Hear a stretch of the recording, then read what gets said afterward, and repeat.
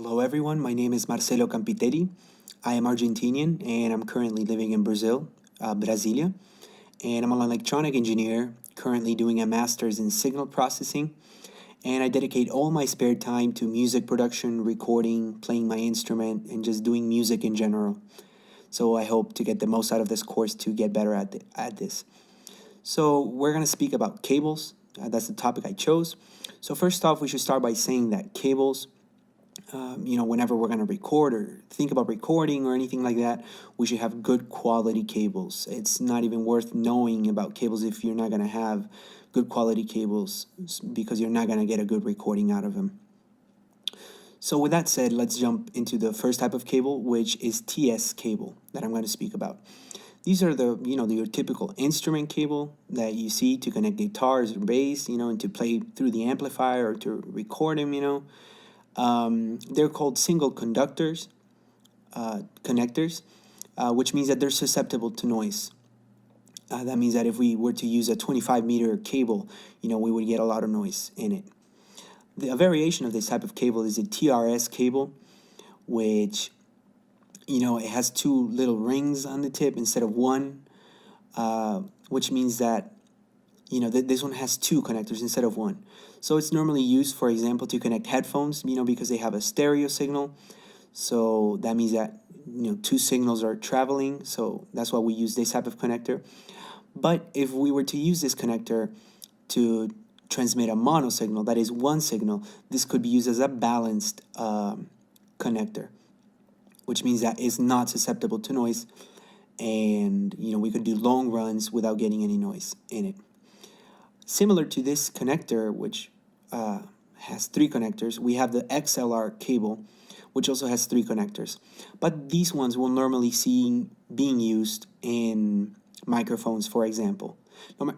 Microphones in general.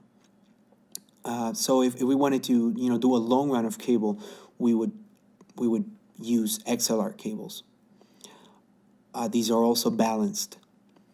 Now let's say we've seen three types of cables: TS, TRS, and XLR cables.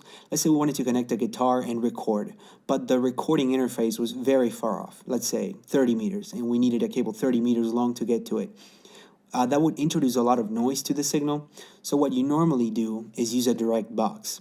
What this does is you can connect a TS cable to it and go out with an XLR cable. How does this help me? Because we can use a short TS cable when recording my guitar. That means I only introduce noise in a short period of the cable, and then I go out with an XLR cable and I can make that as long as I want because it's not susceptible to noise. That's why the direct box is very useful, and it's a very important thing to have in every studio. This direct box also comes normally with a parallel output, TS output, which means that I could connect my guitar to the direct box, then go out to the amplifier, and also go out with an XLR cable to my recording interface. Other types of cables are the 1/8 inch cable, which is basically the same as a TRS cable, only smaller. We see it in some things like some type of headphones have this type of connector and so on. Another type of connector is the RCA cable, which is our typical audio left, right, and video cable. The red, white, and yellow. We'll see these in electronic consumers, and we have to watch out if we're inputting this into our recording interface or into a mixer. We have to watch out about the levels that it's sending. For the 10 dB attenuation or the 4 dB gain that we're gonna introduce. So that's the thing to look out for with RCA cables. Last but not least, we're going to talk about three types of cables.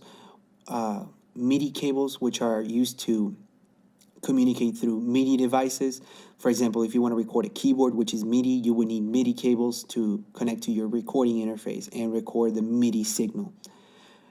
And then we have the other type of connector, which is called SPDIF.